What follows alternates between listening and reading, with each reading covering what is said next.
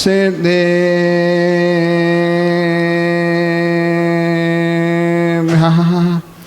ॐ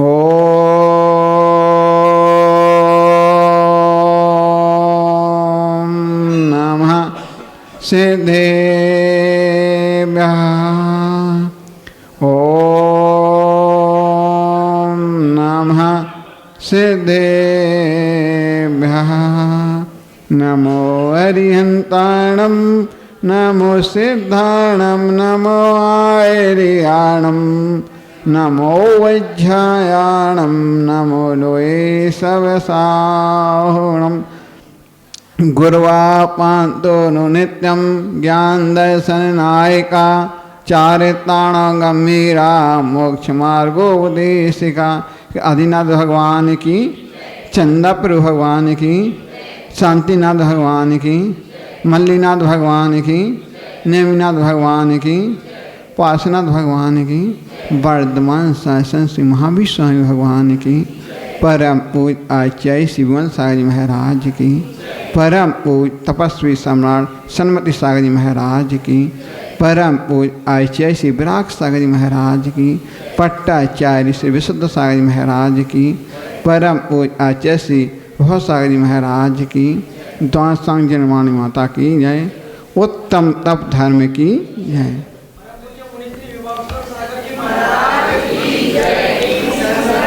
आज का वह दिन ही आज सप्तम जो मुनिराज छठे सातवें गुण स्थान में झूलते रहते हैं, वो आज तप का दिन है। क्योंकि तप तो हर कोई कह लेता है, हर समाज के भी तप करते हैं, हर कोई तप करता है। अकेले तप का एक आकांक्षा न होना और उसको आकांक्षा न लेकर के कभी तप नहीं किया जाता है। तो आचार्य बताते हैं कि तप दो तरह के मार्ग हैं। एक तप के दो मार्ग हैं, एक बोलता है, कोई बोलता साधना का मार्ग है, एक बोलता सुख सुविधा का मार्ग है। तो सुख सुविधा का मार्ग तो गृहस्थ लोग तो कर लेते हैं, मुनिराज सुख सुविधा के मार्ग के लिए नहीं। क्योंकि मुनिराज सुख सुविधा को मार्ग करना होता तो घर ही क्यों छोड़ते। तीर्थंकर भगवंतों ने क्यों घर छोड़ा, माता पिता को छोड़ा, उनको भी तो उन्होंने सबको छोड़ा। उन्हें एक माँ धारणा थी, हमको भी संसार से पार होना है। तो दो तरह के मार्ग हैं, जिसमें एक साधना संपन्न सुख सुविधा का मार्ग और एक स्वतंत्र स्वाधीन साधना का मार्ग। भारतीय संस्कृति में धर्म मार्ग के लिए साधन संपन्न नहीं, किंतु साधना ऊपर किया जाता है, भोगों के लिए नहीं। भोग तो हर कोई कर लेता है, मुनिराज योगों के लिए करते हैं। क्योंकि योग से ही सम्मान मिलता है और संसार विषयासक्त पर व्यक्ति आत्म की अनुमति बड़ी दुर्लभ। राग में बहुत संसार, वैराग को पाना सचमुच कठिन है। क्योंकि देखते भी हैं अपन लोग, क्योंकि वैराग बड़े पुण्यशाली का होता है। क्योंकि देख रहे अपन संसार में वैराग बड़ी पुण्य से आता है। कई लोग कहते हैं कि आपको इतना समय हो गया है, इतना वृद्ध हो गए, ले लो, फिर भी नहीं सोचते हैं। तो वो बोलते हैं कि तब वैराग पाना बहुत सचमुच बड़ी कठिन है। आज तप का दिन है, तप त्यदि तपा, जो तपा जाए उसे तप कहते हैं। तप दोषों की निवृत्ति कराता है, आत्मा की शुद्धि का मार्ग। तप में फल पकते हैं। जिस प्रकार आपने वृक्ष देखा होगा, वृक्ष में फल लग जाते हैं, यदि धूप ना मिले तो फल में स्वाद नहीं आता है, तपे बिना फल में स्वाद नहीं आता है। यदि उस फल में धूप लग गई है तो फल का स्वाद, बोलते हैं डाल का पका आम में स्वाद ही आता है, यदि आपने पाल में पकाया उतना स्वाद नहीं आता है। आप देखते हो अमरूद भी खाते हो, जामफल खाते हो, यदि उसको धूप अच्छे से लग गई, प्रवक्त हो गया तो उसका स्वाद अलग होता है। देखते ही जिस प्रकार माँ रोटी बनाती है, यदि माँ ने रोटी को आग में नहीं तपाया तो उसका मिठास नहीं आएगा, स्वादिष्ट नहीं होती है। जिस प्रकार स्वर्ण होता है, सोने को तपाता है अग्नि में तो उसका अपना आप कलर आ जाता है। तो बोलते हैं जिस प्रकार मुनिराज होते हैं यदि आत्मा को नहीं तपाएं तो उसका सार नहीं निकलता है। तो तपाए बिना जिस प्रकार अग्नि में तप कर मिट्टी भी मंगलमय हो जाती है, कुंभ के आकार में आ जाती है। जो कुंभ गर्मी की प्यास को बुझाता है और वही सिर पर धारण करता है। तो मैंने पढ़ा है कि जैसे मैंने पढ़ा कि माटी और कुंभ जब इतना मान सम्मान मिलने लगा तो एक दिन माटी ईसा से जल उठी तो एक कहाँ पदलित अकिंचन सी बनी हूँ और वह कहाँ मान सम्मान सुरुधार। तो बोलते हैं कुंभ इतना मान सम्मान क्यों, जबकि एक अंश और एक वंश सा, फिर पक्षपात क्यों। तो कुंभ से आवाज़ निकलती है, कुंभ से आवाज़ निकलती है मैंने साधना का मार्ग चुना है। वो मिट्टी बोल रही है, एक मिट्टी से अनुभव ले लो, मिट्टी क्या बोल रही है, मैंने साधना का मार्ग चुना है। तो साधना का मार्ग चुना है, तपन को सहा है और साधना की उन्नति सिद्धि का मार्ग है। मेरी कहानी सुनो। कुमार आया मुझे उसने कुदाली शुरू कर दी, मैंने पीड़ा चुपचाप सुन ली है। जिस प्रकार अपन देखते हैं कुमार जाता है मिट्टी लेने खदान से, उस खुदेता है, उसको मार पड़ती है कुदाली की, उसको भी सहन करता है। और जब उसको लेकर आता है कुम्हार डाल देता है तो डालने में भी उसको पीड़ा होती है। फिर उसको मिट्टी डालते हैं, मिट्टी डालने के बाद पानी डाल देते हैं तो वो भी कहती है मैंने वो ठंडी के सीज़न में हमारे लिए कितनी मेरी भी जिस पर अपनी चमड़ी होती फूल जाती है तो मेरा भी शरीर फूल गया है, मैंने तड़पन को सहन किया है। बोलती है मैंने गर्मी के सीज़न में भी मेरे ऊपर पानी नहीं मिला, उसको न प्यास की वादा आई है तो उसको मैंने झेला है। तो कहते हैं मैंने और आपके लिए उसके ऊपर हो करके उसको कूटा है, फिर उसको छाना गया है, छानने के बाद उसको रोना गया है। फिर मिट्टी कहती है मेरे लिए कितना तरफ वेदना हो रही है।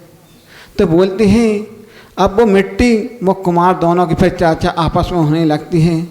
तो मिट्टी बोलती है अब मेरा समय आ गया। तो कुमार उसको मिट्टी का लौंदा बनाता है, चक्के पर रखता है, चक्के पर जब घुमाता है तो मिट्टी कहती है मैंने चक्कर सहन किए, मेरे लिए चक्कर आ रहे हैं तो मैंने उसको भी सहन किया है। तो बोलते ही सहन किया है। तो फिर कुम्हार कहता है आपने तो सहन किया है, अभी उसको आकार देना है।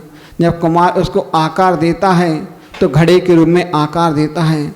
उसको भी घड़े का जब आकार देता है तो कुम्हार अंदर से हाथ लगाता है, बाहर से ठोकता है। उसको मैं पीड़ा चिंतन किया है, उसको मैं ठोकर मारी खाई है। तो कुम्हार कहता है अभी क्या है, उसको फिर मिट्टी बोलती है अब मेरा आकार तो आ गया है। तो कुम्हार फिर धूप में सुखाता है, फिर उसको गर्मी सहन करनी पड़ती है। देखो कितनी वेदना उस मिट्टी को सुनना। एक मिट्टी से एक चिंतन ले लो अपन भी कि मिट्टी क्या क्या बोल रही है कि हमको धूप की गर्मी सहन करनी पड़े, ठंडे की भी। तो फिर बोलती ठीक है। तो कुम्हार कहता अभी इतने में सम्मान नहीं मिलता है। तो मिट्टी कहती ठीक है, जो कहते मिट्टी कुछ कह नहीं सकती है। तो कुम्हार कहता है चलो भट्टा लगाते हैं, अब वहाँ आग में झोंका जाएगा। झोंका जाता है, मिट्टी सोचती ठीक है। फिर बोलती ईसा करने लगता है कोई व्यक्ति इतनी। तो वो जब आकार दिया जाता, भट्टे में दिया जाता है, वो बोलती तू काली मिट्टी होकर के तू काली मिट्टी है तू तो ही। तो वो काली मिट्टी होकर के जब कुम्हार उस भट्टे में डाल देता उसका लाल रंग हो जाता है। तो कहते हैं तू काली हो गई तो लाल हो गई, इतनी सुगंध लाल हो गई। तो अचंबा हो जाता है। वह देखते हैं फिर इतने में फिर ईसा होने लगती है। तो कुम्हार पे कहता है अभी तो ठीक है, अब इसके ऊपर रंग में करना है। जब तो चमक आएगी, जब तो बाज़ार में जाएगी। बाज़ार में जब जाती है, बाज़ार में कुम्हार जब बेचने को जाता है, बिकती है, मिट्टी कहती है अभी कोई कीमत नहीं है। तो कुम्हार आप लोग उसको बाज़ार में जाते हो, उसकी कीमत मनमानी हो जाती है। कहाँ जहाँ मिट्टी की कोई कीमत नहीं थी, कहाँ खेतों में गड्ढों में डली रहती थी। आज देखो वो जब जाती है, आप लोग जब बाज़ार में जाते हो तो उस मिट्टी को, घड़े को लेकर आते हो तो देखते हैं घड़े को, घड़े सोचते मेरी इतनी कीमत हो गई है। तो उसकी घड़े की मिट्टी की, भाई घड़ा का 100 रुपये का घड़ा, यहाँ उसकी कोई मिट्टी उस पर चलते थे तो उसको भी इसने मिट्टी ने सहन किया, अपन रौनते थे चले जाते हैं। तो बोलती मिट्टी कहती है अब कि बाज़ार में घड़ा बिकने जाता है, तो आप कहते घड़ा, फिर उस घड़े को भी ऐसे नहीं बिकता है। वे आप लोग देखते हो चटका तो नहीं है, फूटा तो नहीं है, तो फिर भी उंगली बजा के देखते ही तो बज रहा है, अच्छा बजा, टन टन हो रहा है, तो ले जाते हो। तो फिर मिट्टी कहती है अभी आपके लिए ये घड़ा ऐसा नहीं है, आपकी यह प्यास बुझाएगा। आप उसमें पानी भरते हो, आपकी प्यास बुझा देता है। देखो उस मिट्टी ने क्या क्या अनुभव दिए अपन को। ये कहाँ वो मिट्टी थी, कहाँ आपको उस कुमार ने कहाँ उसको रोना, और कहाँ देखो बाज़ार में गई, बाज़ार से आप लेकर गई, उसने आपने उस पानी भरा, पानी भर कर फिर रखा उसका ठंडा आपके लिए, कहाँ गला सूख रहा था आपकी, जब उसने आपने ठंडा ठंडा पानी पिया, आपकी तृप्ति हुई प्यास को बुझा देते हैं। तो देख तो उस मिट्टी से अपन को अनुभव ले लेना चाहिए कि जहाँ कोई उसकी कीमत न होकर आज उसको भी मिट्टी का सम्मान हो रहा है। तो देखते हैं यहाँ कि अपन ने एक और बात आती है, पत्थर होता है, पत्थर का कोई भरोसा नहीं है, कहाँ होता है, कहाँ डला रहता है। आप देखते हो सड़कों पर डला है, खदानों में डला है, यही शिल्पीकार देखेगा तो उसको परखेगा। इस सड़क एक पत्थर ऐसा होता है जो फर्शों पर बिछाया जाता है, एक पत्थर ऐसा है कि सड़कों पर बिछाया जाता है, एक पत्थर ऐसा होता है वह शिल्पीकार यदि उसको अच्छा लगा तो 3 लोग के भगवान के आकार देता है, तो वही पाषाण परमात्मा बनने का हो जाता, पूजनीय हो जाता है। तो अपन ने देखा होगा कि एक प्रकार का सबके लिए सम्मान तप के द्वारा होता है। उसने भी ठोकर खाई है पत्थर ने, जब तो भगवान का आकार मिला है। तो अपन देखेंगे आज कि मुनिराज भी होते हैं, वे भी अपने 12 तपों का वर्णन करते हैं।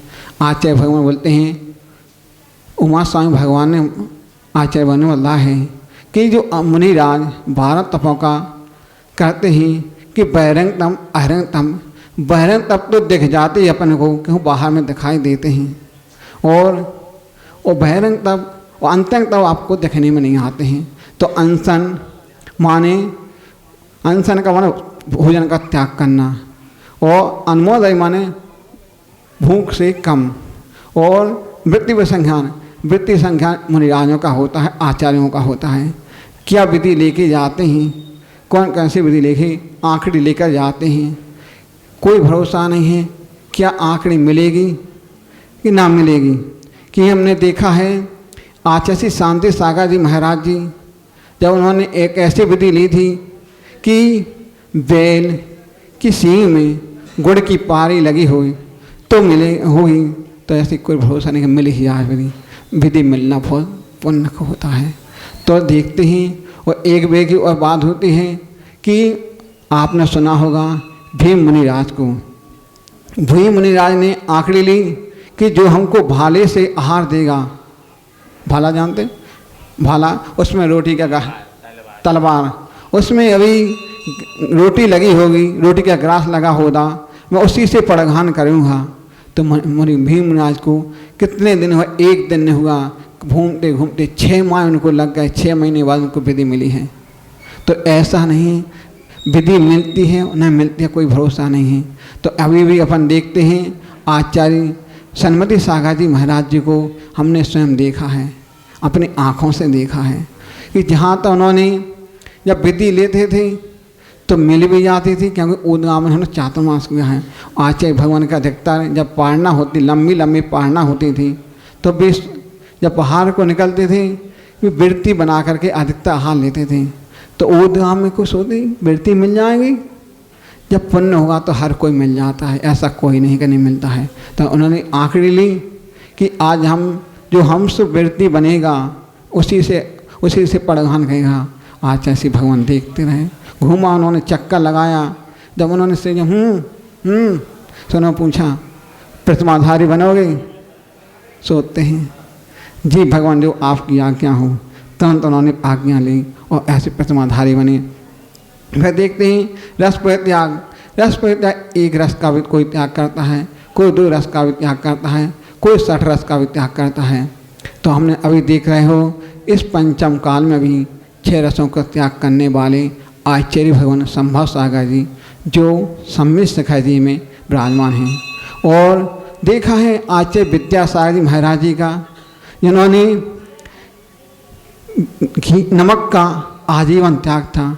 अभी देखते ही पंचम काल में भी साधु तपस्या करने में कोई हमें आचार्य विश्वसागर जी महाराज जी का, अभी जिन्होंने नमक का त्याग आजीवन का, मीठे का भी त्याग कर दिया है और कहने को इतनी चर्या करने वाले हैं। तो देखते ही वृद्ध संख्यान जो एकांत सुनान आश्रम एकांत में बैठना और काय के लिए आलम्बी की भावना दूर करने के लिए आतापन योग धारण करना, भिन्न आसन लगाना, प्रायश्चित अपने प्रमाद हुए दोषों का गुरु के सामने आलोचना करना प्रायश्चित है। विनय गुणों के प्रति गुणवान पूज पुरुषों का आदर करना। विनय अपने आन होना चाहिए। विनय का कोई भो नहीं है, विनय किसी को सिखाई नहीं जाती है। आचार्य भवन कहते हैं विनय के लिए अपने आप में जिस प्रकार फूल होता है क्यों खिल जाए, इसी पर अपने अंदर भी ऐसे होना चाहिए कि अपनी विनय कोई भी हुए हाथ जोड़ जाना चाहिए। और वैयावृत्ति आचार्य से बतलाते थे हम लोगों को संघ में, वैयावृत्ति एक प्रकार की नहीं होती है, वैयावृत्ति कई प्रकार की होती हैं। कि वैयावृत्ति करने का देखते हैं कि क्या वैयावृत्ति, क्या पुरुष वैयावृत्ति कर सकते हैं? क्या महिलाओं का अधिकार नहीं है वैयावृत्ति करने? उनका भी वैयावृत्ति करने का अधिकार है। वे जब देखते हैं चौके में महाराज जी जाते हैं, मुनिराज जाते हैं, तो वे वैयावृत्ति महाराजों की, माताओं की, छुल्लका की वे अपने आप जानते हैं कैसी शीत उष्ण और कैसे उनको कैसे पालना कराना है, कैसे वो सब जानते हैं। तो उनको वैयावृत्ति का करने का उनको भी सौभाग्य मिलता है। बोलते हैं वैयावृत्ति मात्र हाथ पाँव दबाना वैयावृत्ति नहीं है। आप लोग सब वैयावृत्ति हाथ पाँव दबाना है। यदि आपने महाराज जी चल रहे हैं, यदि उनका कमंडल पकड़ लिया है तो वो भी वैयावृत्ति है। यदि महाराज जी के लिए धूप में बैठना है आपने कर तो उनके लिए पाटा भी लगा दिया, वो भी वैयावृत्ति है। चटाई बिछा दी, वो भी वैयावृत्ति है। यदि उन स्वाध्याय करना है आपने उनको शास्त्र भी उठाकर दे दिया है तो भी वैयावृत्ति है। वैयावृत्ति करने के कई कारण हैं। और स्वाध्याय आचार्य भगवान बुलाते थे विवासागर और विश्वसागर जी और वृक्षसागर जी। स्वाध्याय में कभी आलस नहीं करना चाहिए। कोई कभी प्रवचन सबके सुनना चाहिए। प्रवचन या सोचो कि पंडित जी प्रवचन कर रहे हैं, ब्रह्मचारी प्रवचन कर, तो नहीं।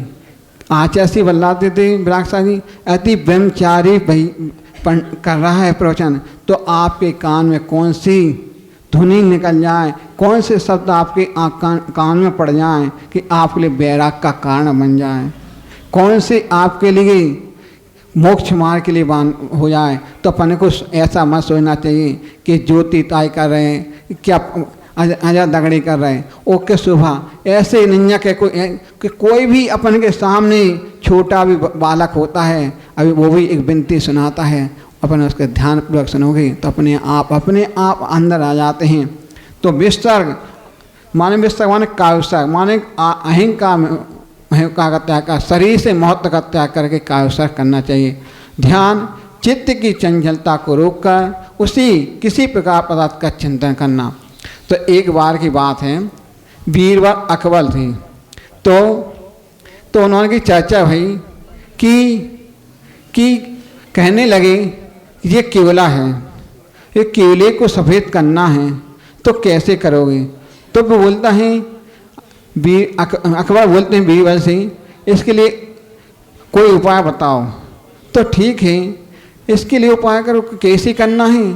तो वो बोलते हैं ठीक है, केवले को सफ़ेद तो हो नहीं सकता है, कोई और उपाय। तो बोलते कोई सावन से करना, कोई पानी से साफ करना, आपके लिए मैं 1 सप्ताह का समय देता हूँ। ठीक है, बेचारा करने लगता है, सोचता है, ठीक है, तो वो सोचता है कि सभा में करना है, तो ठीक सभा में करना 1 हफ्ता। तो उस पर जब उस बीरबल लेकर के आते ही केवली कर हो, वहाँ जम मत सब लोग जो सावक तो जुड़ जाते हैं, कैसे से सफ़ेद करेगा, तो वो सोचते हैं सफ़ेद को करेगा, तो वो काले केवली को रख देता है, उसमें आग लगा देता है, धुआं निकलने लगता है। जब वो धुआं आग शांत हो जाती है तो अपने आप कालमा दूर हो जाती है, केवला की जगह सफ़ेद की निकल आता है। तो जिस प्रकार आत्मा से तपाया जाता है, कर्मों को निकाला जाता है, इसी प्रकार केवले को तो उन्होंने कहने लगी इससे भी अपन को राय मिलती है, तपने से तपाया जाता है। तो आचार्य बतलाते थे कि एक बार से तप वह है जहाँ अपने स्वरूप का चिंतन किया जाता है, तप वह है जहाँ कर्मों का नाश किया जाता है, वह तप है जहाँ देवतागण भी भक्ति करने लगते हैं। और तप वह जिसके होने से निश्चित ही अपन को केवल ज्ञान की प्राप्ति होती है, केवल ज्ञान उत्पन्न हो जाता है, जिससे नित्य शाश्वत सुख की प्राप्ति होती है। तो 12 तप उत्तम दुर्गति का परिहार करता है, करने वाला है। स्थिर मन को जिसकी पूजा करनी चाहिए, मद मात्सर्य भाव को छोड़ना चाहिए, और 5 इंद्रियों को दमन करना चाहिए, गौरव के साथ उनका तप करना चाहिए। तो पद्म पुराण में आचार्य भगवान बतलाते हैं जो मनुष्य पूरा बैठता है, उठता है, विहार करता है, सदा भोजन करता है, वास्तव में आसक्त नहीं रहता है, फिर भी अपने आप को सिद्ध मानता है, वह मूर्ख है। अपनी वाचना तीर्थंकर पूर्व भाव में तीर्थंकों ने भी व्रत उपवास किए हैं, जो निष्कर्म व्रत किए हैं। तो आचार्य बुलाते थे उपवास केवल मुनि ही नहीं करते हैं, सावक भी करते हैं। उससे भी देखते ही आचार्य शांति सागर महाराज जी ने कितने कितने उपवास के, कितनी तपस्या की, 35 वर्ष में जीवन भर तमाम व्रत की, जिसके उपवासों के दिनों की संख्या मात्र 25 वर्ष 6 महीने तक की, और आहार के दिनों की संख्या केवल 9.5 वर्ष की है। अन्य शादियों की भी कोई शुक्ल पक्ष के भी करते हैं, अभी भी देख रहे अपन लोग, कोई 15 दिन के उपवास कर रहे, कोई 10 के कर रहे, कोई चलो, और कई मुनिराजों के आचार्य विश्वसाय में एक ऐसे महाराज जी हैं कि माँ चातुर्मास में उनके देख जाए 20 उपवास के लगभग हो पाते हैं। उपवास में पूरा दिन जाता है। तपस्या करने से अनेक रिद्धियाँ प्राप्त हो जाती हैं। इससे अपन को तप करते रहना है, इच्छा अनुरोधा तपा, इच्छाओं को रोकना चाहिए। इसी भावना के साथ बोले महावीर स्वामी की जय।